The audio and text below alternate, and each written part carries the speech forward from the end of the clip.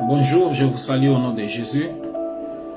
Aujourd'hui, nous allons parler de deux témoins. Comme la fois passée, dans nos vidéos précédentes, nous avons parlé de l'enlèvement et après, première partie, deuxième partie. Après, j'ai parlé des tribulations, j'ai parlé de beaucoup de points sur ces sujets-là. Et après, aujourd'hui, je vais parler de deux témoins. Et souvenez-vous que j'ai parlé que le temps de la tribulation sera de 7 ans qui est divisé par 2. Les 3 ans et demi, je les avais déjà développés. Là où j'ai parlé de la tribulation jusqu'à tel point qu'à la fin, les 144 000 ont été enlevés avec les groupes de gens qui auront cru au message qu'ils vont prêcher. Et ça ne sera pas l'enlèvement pour l'église, parce que l'église sera déjà partie. Ça sera une deuxième partie des groupes qui vont aussi monter avec les 144 au ciel. Ça sera comme deuxième enlèvement. Et après les 3 ans et demi qui restent, là où la Bible déclare des 2 témoins que je vais un peu développer sur les 2 témoins, parce qu'il y a beaucoup de polémiques sur ce sujet ici, où les gens parlent beaucoup de choses. D'autres gens disent que ces gens viennent d'Israël, ces gens viennent, nous allons découvrir aujourd'hui ces gens viennent d'où, qui les avait envoyés, est-ce qu'ils viennent de Dieu, ce sont les gens qui viennent de la terre. Nous allons découvrir ça aujourd'hui. Avant tout, nous allons lire la Bible dans les livres de Révélation, Apocalypse, chapitre 11. Nous commençons par le chapitre 3. Chapitre 11, le verset 3. Je vais commencer par 3. 3. Je donnerai à mes 2 témoins le pouvoir de prophétiser, habillés de sacs, pendant 1260 jours. Écoutez, 1260 jours, c'est immédiatement 3 ans et demi. C'est les 3 ans et demi, c'est-à-dire la deuxième partie du 3 ans et demi pour mettre 7 ans. 1260 jours, ce sont les 2 oliviers et les 2 chandeliers qui se tiennent devant le Seigneur de la terre. Les 2 chandeliers qui se tiennent devant la présence du Seigneur de la terre. C'est-à-dire, ces 2 témoins ici, c'est Dieu qui les envoie. Il y a des polémiques là-dessus qui disent que, les gens disent que non, ils viennent d'Israël, peu n'importe. Le problème est que Dieu les a envoyés. On parle, quand nous lisons en Zacharie, on parle que ce sont les 2 lampes qui se tiennent devant l'Éternel. L'autre à gauche et l'autre à droite. Bon, ça, ce n'est pas notre problème. Et qui se tiennent devant le Seigneur de la terre. Si quelqu'un veut leur faire du mal, du feu sort de leur bouche et dévore leurs ennemis. Si quelqu'un veut leur faire du mal, c'est ainsi qu'il doit être tué. Ils ont le pouvoir de fermer le ciel afin qu'il ne tombe pas de pluie durant le temps de leur prophétie. Ils ont aussi le pouvoir de changer l'eau en sang et de frapper la terre de toutes sortes de fléaux chaque fois qu'ils le voudront. C'est-à-dire que ici, les 2 témoins que Dieu envoie, c'est pour venir témoigner. Quand on parle de témoin, on voit immédiatement quelqu'un qui vient témoigner. Tu ne peux pas témoigner de quelqu'un que tu ne connais pas.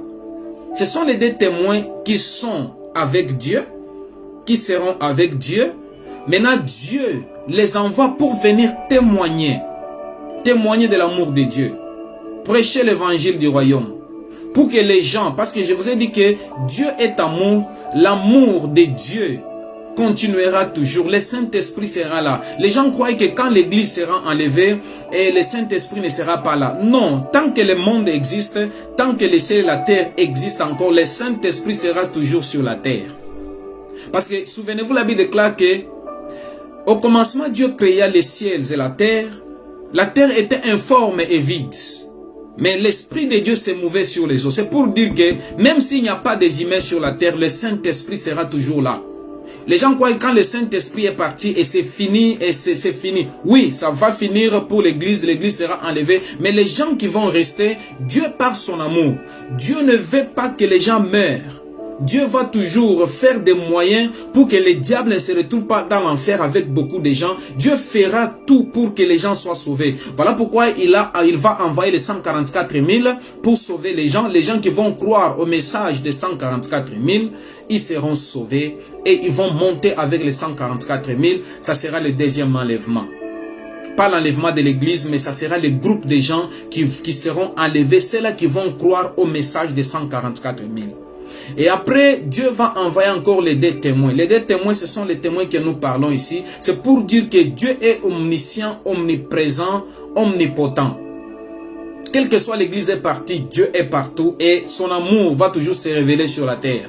Les gens qui vont abandonner Dieu ces temps-là, mais il y aura les gens qui seront conscientes, qui diront que wow, les choses qu'on nous parlait c'était la vérité, et ces gens-là feront tout pour se mettre en règle avec Dieu. Maintenant, les deux témoins, ils viendront témoigner de l'amour de Dieu, ils viendront dire aux gens que Dieu est capable de les sauver, ils vont prêcher l'évangile du royaume et les gens vont croire à leur message, mais ceux-là qui ne croiront pas à leur message, la Bible déclare, ceux-là qui voudront le faire du mal, le fait sortiront de leur bouche pour consumer leurs ennemis. C'est-à-dire que les deux témoins que vous voyez ici, en même temps, ils viendront prêcher la bonne nouvelle du royaume et en même temps, ils seront aussi les jugements. Ils vont aussi juger. Souvenez-vous, dans les 3 ans et demi qui venaient de passer, nous avons parlé des sauterelles, nous avons parlé des anges et des chevaux qui marchaient, ils respiraient des souffles de feu, ils respiraient de fumée, le feu sortait de leur bouche, c'était le jugement dans cette tribulation-là. Il y avait des sauterelles qui étaient en train de mordre les gens. Il y avait beaucoup de choses qui s'étaient passées dans les 3 ans. Et il y aura beaucoup de choses que nous avons parlé qui vont se passer dans les 3 ans et demi. Et après même ce temps ici, il y aura encore les jugements qui vont encore continuer. Pas les jugements de la fin, mais le jugement de 7 ans de tribulation. On parle de tribulation. C'est-à-dire que les deux témoins ici, en même temps, ils vont prêcher la bonne nouvelle du royaume. Et en même temps, ils seront encore le jugement. Ils seront le jugement pour les gens qui n'auront pas cru au Seigneur.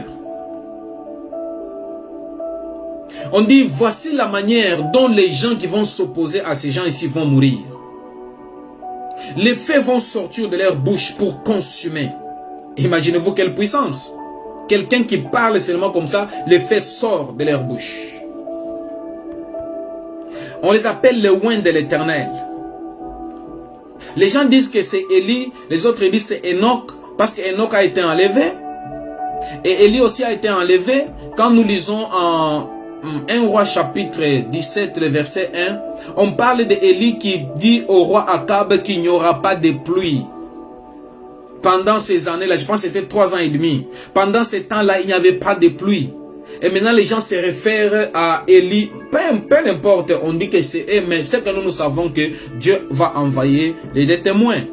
Et les deux témoins ici viendront vers le Seigneur. Ils seront habillés en sac. Et ils seront en même temps le jugement. Et ils seront en même temps le jugement pour la terre. Et la Bible déclare que les gens qui vont se soulever contre ces gens, les gens qui vont s'opposer contre eux, ils disent qu'ils auront le pouvoir d'arrêter la pluie. Bien aimé, si on arrête la pluie, ça dure, il n'y a pas la vie. Parce que sans la pluie, nos champs, les choses qui sont dans les champs ne vont pas pousser. Parce que nous avons besoin de l'eau pour vivre. Et après, ils disent qu'ils vont changer de l'eau. De l'eau, des rivières, des fleuves vont devenir rouges comme du sang. Est-ce que les gens boiront cette eau-là? Ça sera difficile. C'est-à-dire, en même temps, ces gens ici vont commencer à juger, en même temps en train de prêcher la bonne nouvelle. Voilà pourquoi la Bible déclare, on les appelle les oints de Dieu. Voilà pourquoi la Bible déclare, ne touchez pas à mes oints, ne faites pas du mal à mes prophètes. Ces gens ici sont des oints de l'Éternel. C'est-à-dire que ça sera difficile pour que ces gens ici soient touchés parce qu'ils vont dégager en eux la puissance de Dieu. Voilà pourquoi quelqu'un qui est dans la présence de Dieu, quelqu'un qui est avec Dieu, il est oint. Il est puissant. Voilà pourquoi comme Jésus était dans la présence de Dieu, il était oint. Jésus était rempli du Saint-Esprit. La Bible déclare qu'après qu'il ait été tenté par le diable, Le diable a laissé jusqu'au moment opportun.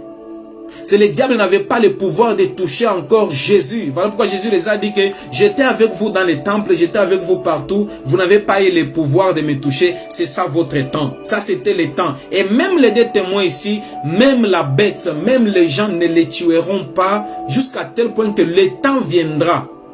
Le temps viendra.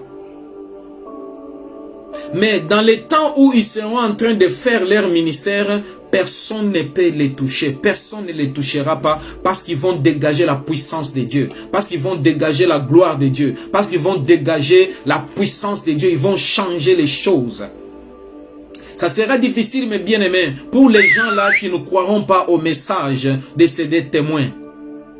Et on les appelle les témoins. On dit qu'ils vont frapper le monde, la terre, avec des épidémies, des plagues. Quand la Bible parle de plagues, on parle des épidémies. On parle des maladies. On parle des souffrances, des maladies, des épidémies. Toutes ces choses-là vont frapper la terre et les gens vont souffrir.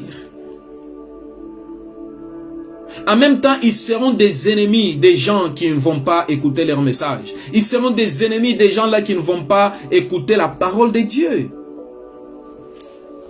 Et la colère des gens vont s'enflammer contre eux. Maintenant, on dit que ces gens ici, à la fin de leur mission, ils seront tués. Nous allons lire. Nous sommes toujours en Apocalypse chapitre 11. 11, nous allons commencer par 7. La Bible déclare, quand ils auront fini de rendre leur témoignage, quand ils auront fini de rendre leur témoignage, ils vont rendre les témoignages de Dieu. On témoigne que celui qui témoigne, c'est celui qui est un témoin qui a vie. Celui qui témoigne, c'est celui qui était sur place quand la chose s'est passée. Parce qu'il y a les témoins oculaires et les témoins oculaires. Ils seront des témoins de Dieu. Pas les témoins de Jéhovah, les témoins de Dieu. Pour dire aux gens ce que Dieu est et ce que Dieu est en train de faire. Quand ils vont finir leur témoignage, de rendre leur témoignage, la bête qui monte de l'abîme leur fera la guerre, les vaincra et les tuera. C'est-à-dire qu'ils seront tués par l'Antéchrist. C'est après qu'ils aient terminé leur témoignage, après 3 ans et demi, ils seront tués. 8. Leurs cadavres seront laissés sur la place de la grande ville appelée symboliquement Sodome et Égypte, la même où leur Seigneur a été crucifié. Tu vois là, la même place où leur Seigneur a été crucifié, la même place où Christ a été crucifié. C'est-à-dire ça sera en Israël. Ils seront tués en Israël à la place des crânes, les lieux des crânes qu'on appelle la place de Golgotha. La même place où Jésus a été tué. Vous savez pourquoi la place publique? C'est parce qu'aujourd'hui quand vous allez voir beaucoup de touristes dans le monde entier, beaucoup de gens vont visiter là où Jésus a été tué, là où Jésus a été enterré, en Israël, là où était Jésus. C'est là où les gens vont partir pour aller visiter. Ils seront aussi tués sur la place publique. C'est la place où toutes les nations, tous les gens viennent pour venir visiter. Ils viendront là pour visiter leur corps. Ils seront jetés là sur cette place-là. Symboliquement Sodome et Égypte, la même place où leur Seigneur a été crucifié. Des hommes de diverses peuples, tribus, langues et nationalités verront leurs cadavres pendant 3 jours et demi. Et ils ne permettront pas qu'on les mette au tombeau. Écoutez, ça veut dire qu'ils seront là. On va les laisser sur la place publique.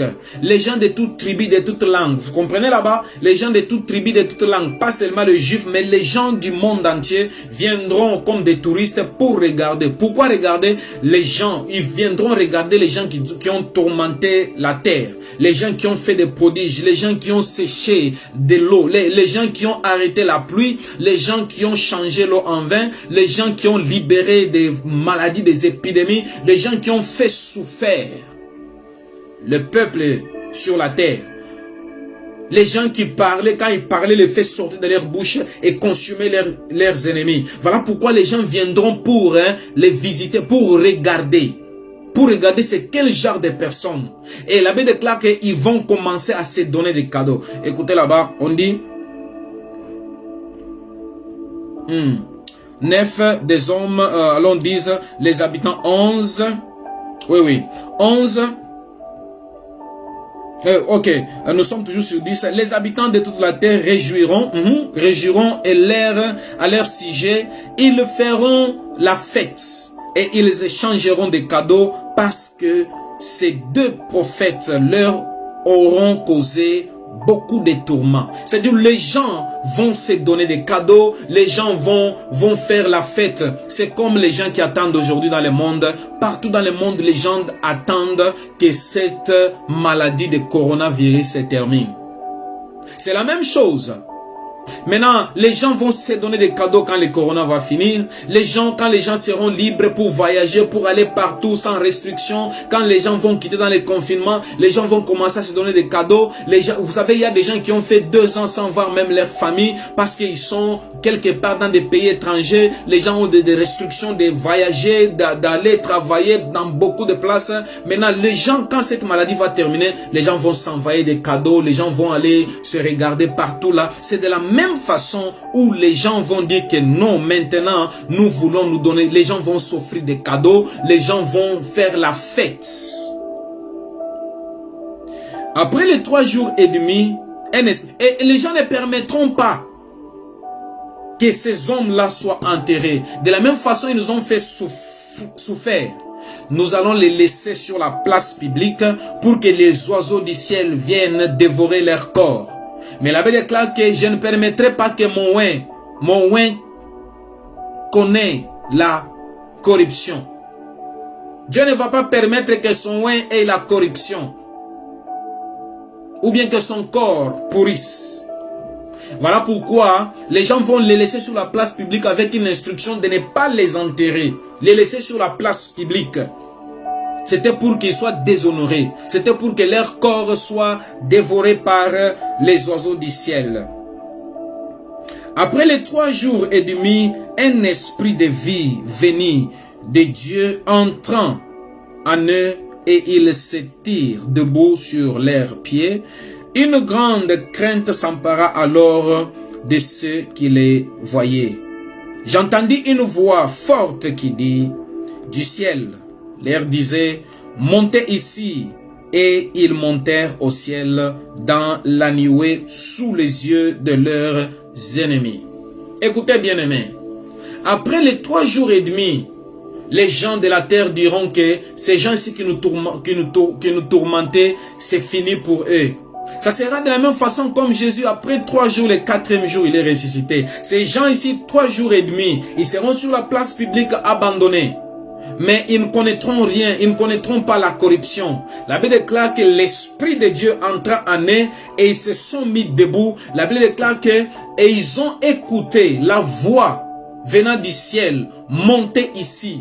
Et leurs ennemis vont voir comment ils vont monter. Ces jours-là, bien aimés, je vous dis, parce que nous savons que après l'enlèvement, les choses continueront toujours, quel que soit, il y aura des tribulations, il y aura des problèmes. Tous les news, les médias que vous voyez ici, les CNN, les CNews, les CNN, les SABC, tous ces news que vous voyez là, les BBC, tous ces gens-là seront là. Et ces gens-là, quand ils seront morts sur la place publique, les médias seront là pour les filmer. Et quand ils vont monter, même les médias filmeront comment ils vont monter.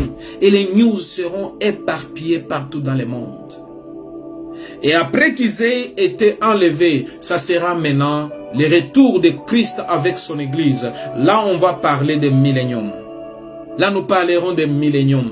Bien aimés, ces choses que je suis en train de parler aujourd'hui, c'est ça le temps de recevoir Christ comme ton Seigneur et ton Sauveur personnel. Parce que ces choses que je suis en train de parler, c'est sans Christ, ça n'a pas de sens. Pour que ces choses aient de sens dans ta vie, c'est ça le temps de les recevoir comme ton Seigneur et ton Sauveur personnel.